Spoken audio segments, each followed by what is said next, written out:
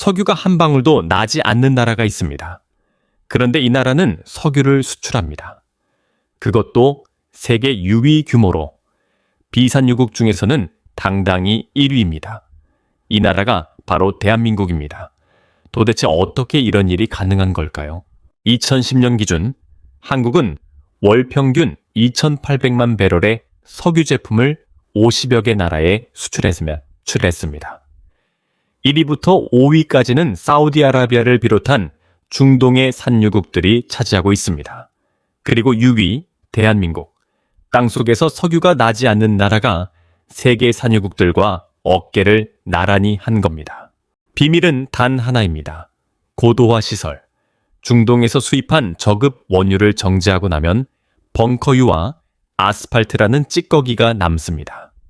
이 찌꺼기를 다시 한번 정제해서 휘발유, 경유, 등유로 바꾸는 기술.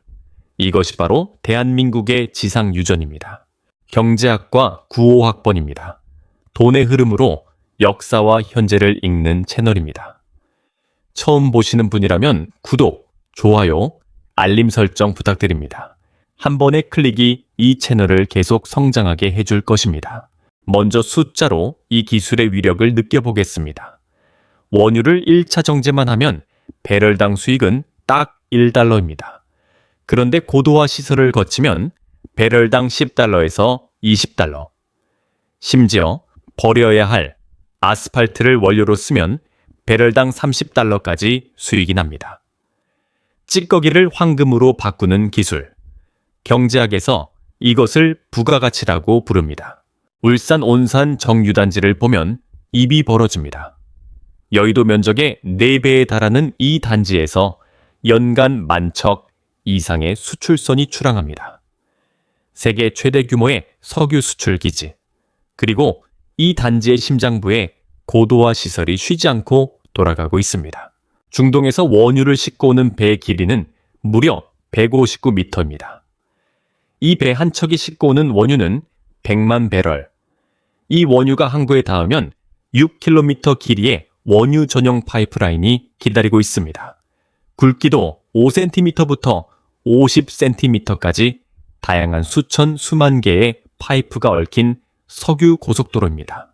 원유는 먼저 70m 높이의 정제탑으로 들어갑니다. 여기서 340도 이상의 열을 받습니다. 끓는 점이 낮은 성분은 탑의 위쪽으로, 끓는 점이 높은 성분은 탑의 아래쪽으로 모입니다. 맨 위에는 LPG 가스가, 맨 아래에는 아스팔트가 남습니다.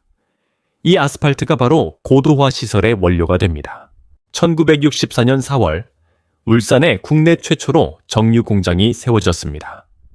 처음에는 하루 3만 5천 배럴 규모였습니다. 그런데 여기서 멈추지 않았습니다. 1995년 9월 고도화 시설이 완공됐습니다. 2002년에는 이미 세계 5위 규모로 성장했고 2011년에는 아시아 최대 규모가 됐습니다. 60년의 집요한 기술 진화입니다. 고도화 시설에는 크게 3가지 핵심 공정이 있습니다. EGFCC, HCR, 그리고 VRHCR. 이름은 어렵지만 원리는 하나입니다. 버려야 할 찌꺼기를 어떻게 쪼개서 값비싼 제품으로 만드느냐의 싸움입니다. 지금부터 하나씩 파헤쳐 보겠습니다. 첫 번째, LFCC 공정입니다. 전남 여수의 고도화 시설에서는 하루 9만 4천 배럴의 정유를 생산합니다. 벙커유를 원료로 휘발유와 등유를 만들어냅니다. 이 공정의 핵심은 촉매입니다. 촉매가 벙커유 분자를 조각조각 쪼개어 가벼운 고급 제품으로 변환시킵니다. RFCC 반응기 안의 온도는 525도, 압력은 약 3기압입니다. 이 극한의 환경 속에서 촉매가 벙커유 속을 순환하며 분자를 쪼개는 시간은 불과 이 최소 3초. 분자가 잘 쪼개지면 휘발유가 되고 덜 쪼개지면 경유가 됩니다. 이 공정의 핵심 재료가 바로 지올라이트 촉매입니다. 밀가루처럼 고운 분말 입자, 평균 크기는 70 마이크로미터. 사람의 머리카락이 100 마이크로미터이니 그보다 훨씬 미세한 입자입니다. 이 작은 입자가 벙커유 속을 자유롭게 돌아다니며 분자를 분해하는 겁니다. 촉매가 어떻게 작용하는지 실험으로 보여드리겠습니다. 이산화망간 칼륨에 글리세린을 떨어뜨리면 촉매가 즉시 반응해 기체를 발생시킵니다. 과산화수소에 아이오딘과 칼륨을 넣으면 순식간에 거품과 기체가 흘러넘칩니다. 이 원리가 525도의 반응기 안에서 하루 9만 4천 배럴 규모로 벌어지고 있는 겁니다. 두 번째, HCR 공정입니다. RFCC가 촉매만 썼다면 HCR은 여기에 수소를 더합니다. 수소가 벙커유 속의 황과 질소까지 제거합니다. 결과물은 더 깨끗한 등유와 경유, 구리판을 산화시킨 뒤 수소를 씌우면 검게 변한 구리가 원래 색으로 돌아오는 것처럼 수소는 불순물을 정화하는 힘이 있습니다. 그런데 여기서 환경 이야기를 하지 않을 수 없습니다. 아스팔트 속에는 황화물이 가득합니다. 이것을 그냥 태우면 하루 450톤의 황이 대기 중으로 배출됩니다.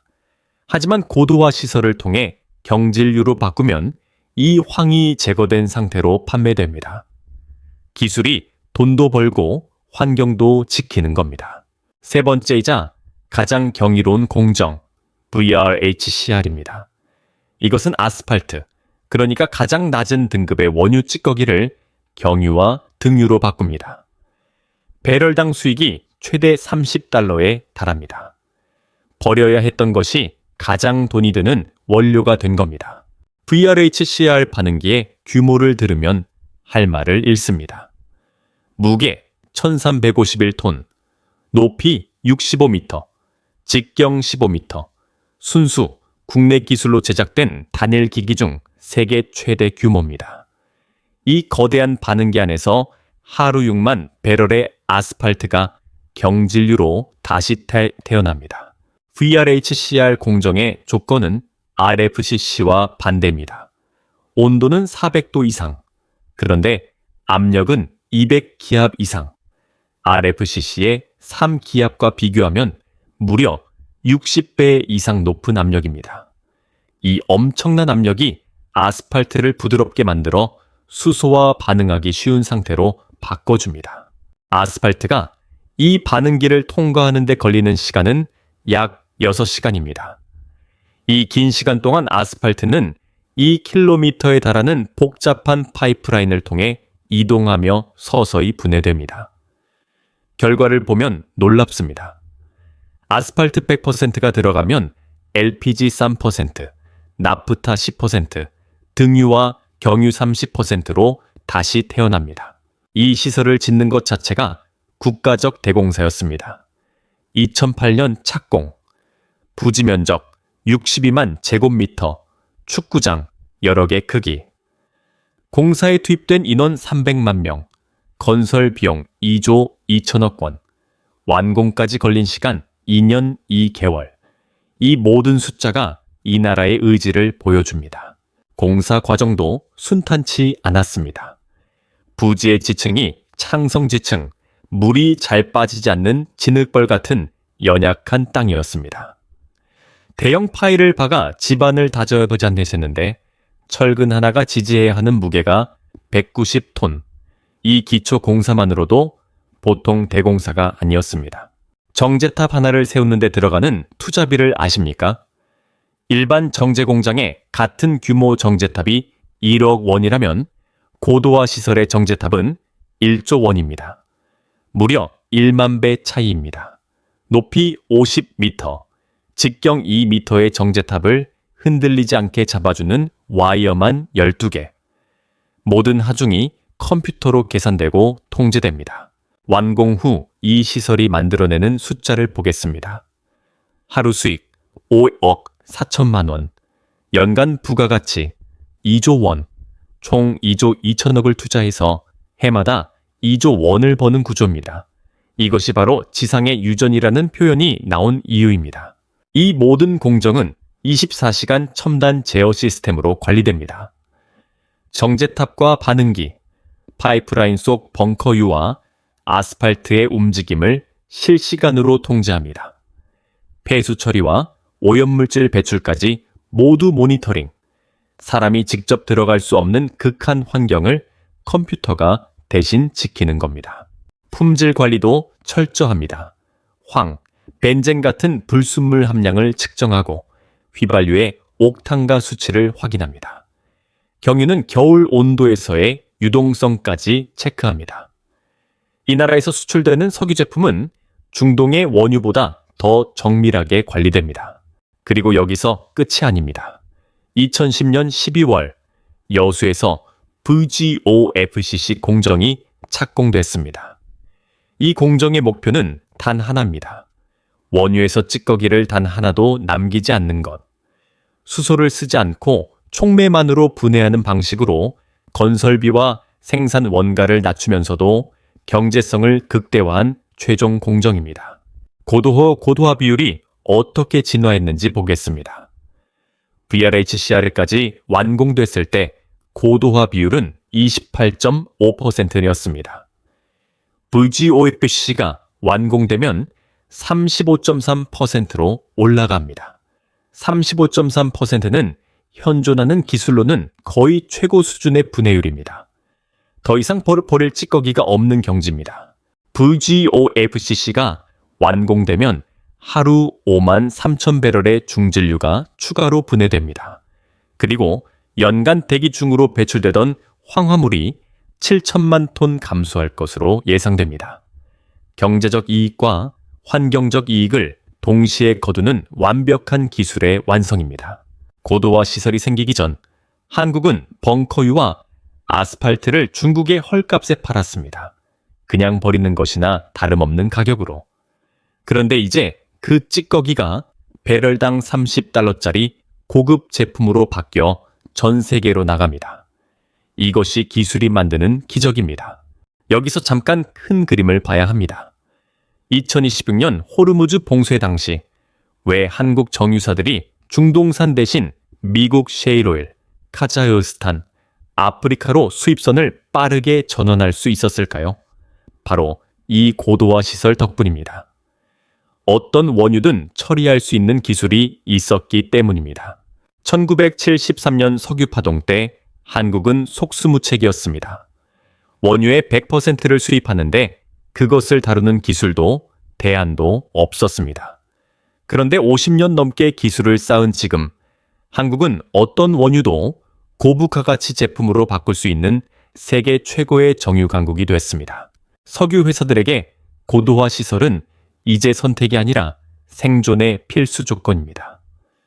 고유가 시대에는 더 많은 부가가치를 만들어내고 저유가 시대에는 원가 경쟁력으로 살아남습니다. 국제환경 규제가 강화될수록 황과 불순물을 제거하는 기술은 더 큰 가치를 가집니다. 여러분께 질문 하나 드리겠습니다. 석유 한 방울 나지 않는 나라가 세계 6위 석유 수출국이 된 이야기. 여러분은 얼마나 알고 계셨습니까? 댓글로 알고 있었으면 O, 처음 알았으면 X로 남겨주세요. 이 채널의 다음 시리즈 주제 선정에 반영하겠습니다. 이것이 대한민국 석유 경제의 본질입니다. 없는 것을 있게 만드는 기술, 버려야 할 것을 가장 값비싼 것으로 바꾸는 지혜. 1964년 하루 3만 5천 배럴에서 지금은 월 2,800만 배럴 수출로 60년의 집요한 기술 진화가 만들어낸 결과입니다. 대한민국 석유 경제 시리즈는 계속됩니다. 다음 편에서는 이 고도화 기술이 2026년 호르무즈 봉쇄 위기에서 어떻게 한국의 방패막이가 됐는지 더 깊이 파헤쳐 드리겠습니다. 이 시리즈 놓치지 않으시려면 지금 바로 구독과 알림 설정 부탁드립니다. 오늘도 긴 영상 끝까지 봐주셔서 진심으로 감사합니다. 석유 한 방울 나지 않는 땅에서 기술로 유전을 만들어낸 나라 대한민국. 그 지상의 유전이 오늘도 쉬지 않고 돌아가고 있습니다. 구독, 좋아요, 알림 설정 부탁드립니다. 다음 영상에서 뵙겠습니다.